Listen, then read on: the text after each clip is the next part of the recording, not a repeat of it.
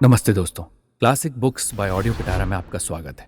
बेहतरीन audio book सुनने के लिए हमारा चैनल सब्सक्राइब करें और बेल आइकन दबाना ना भूलें ताकि आपको हर अपडेट मिलता रहे। प्रथम अंक, द्वितीय दृश्य। महाराज बिंबिसार अकेले बैठे हुए अपने आप में कुछ विचार कर रहे हैं। बिंबिसार, जीवन की क्षण भंगुरता देखकर भी मानव कितनी गहरी नींव देना चाहता है। आकाश के नीले पत्र पर उज्जवल अक्षरों से लिखे अदृश्य के लेख जब धीरे धीरे लुप्त होने लगते हैं, तभी तो मनुष्य प्रभात समझने लगता है और जीवन संग्राम में प्रवृत्त होकर अनेक अकांड तांडव करता है। फिर भी प्रकृति उसे अंधकार की गुफा में ले जाकर उसका शांतिमय रहस्यपूर्ण भाग्य का चिट्ठा समझाने का प्रयत्न करती है, किंतु वो कब मानता है? मनुष्य व्यर्थ महत्व की आकांक्षा में मरता है।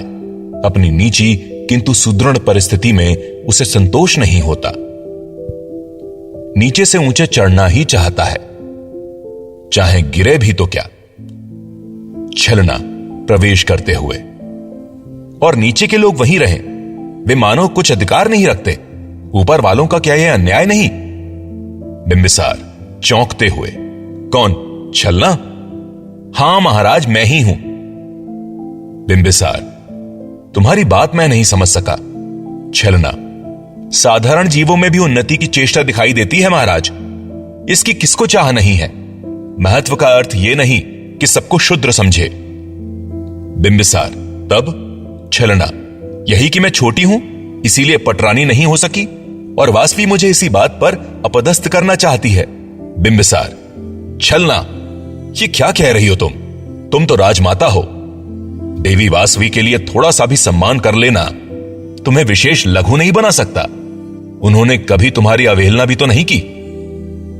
छलना, इन भुलावों में तो मैं नहीं आ सकती महाराज। मेरी धमनियों में लिच्छवी रक्त बड़ी शीघ्रता से दौड़ता है। यह नीरव अपमान, यह सांकेतिक घृणा मुझे सहन नहीं, और जबकि खुलकर कुणीक का अपमान किया जा रहा है तब तो। बिंबिसार, ठहरो, तुम्हारा यह अभियोग अन्यायपूर्ण है। क्या इसी कारण तो बेटी पद्मावती नहीं चली गई? क्या इसी कारण तो कुणीक भी मेरी भी आज्ञा सुनने में आनाकानी नहीं करने लगा है? कैसा उत्पात मचाना चाहती हो छलना? छलना, मैं उत्पात रोकना चाहती हूं। आपको कुणीक के युवराज्याभिषेक की घोषणा आज ही करनी पड़ेगी। वासवी प्रवेश करते हुए, नाथ, मैं भी इससे सहमत हूं। मैं चाहती हूं कि यह उत्सव देखकर और आपकी आज्ञा लेकर मैं कोसल जाऊं। सुदत्त आज आया है, भाई ने मुझे बुलाया है।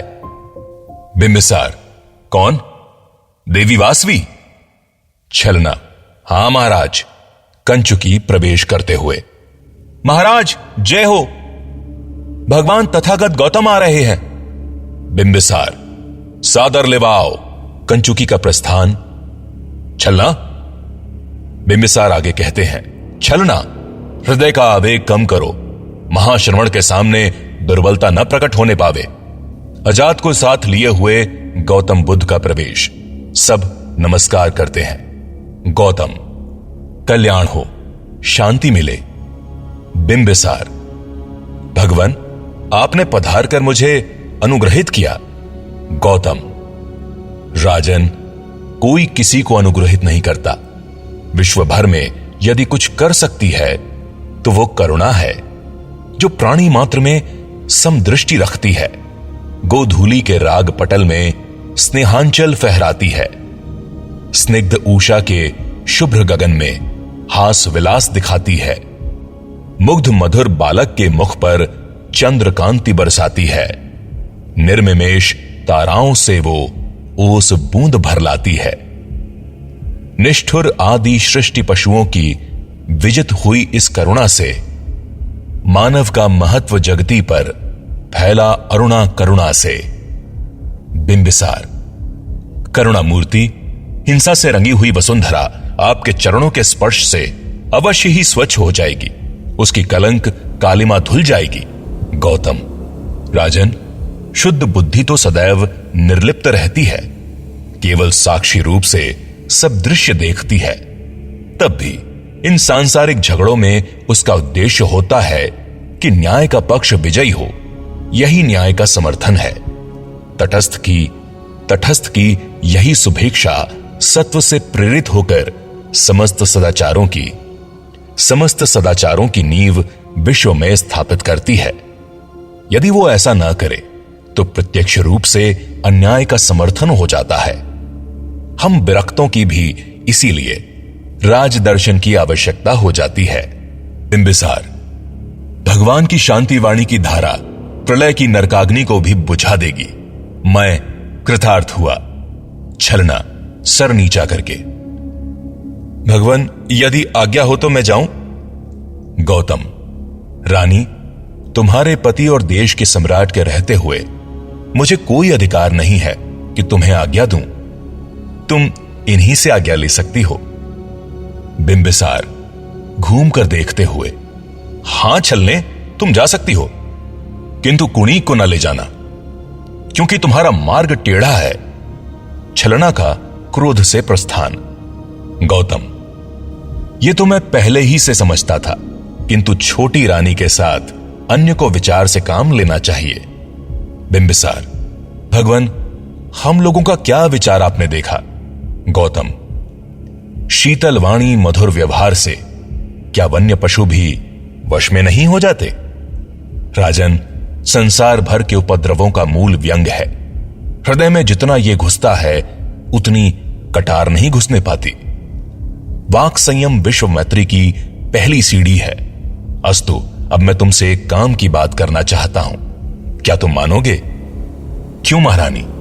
बिंबिसार, अवश्य।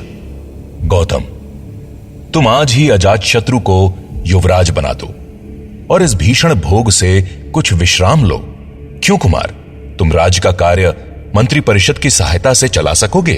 अजातशत्रु, क्यों नहीं, पिताजी यदि आज्ञा दें।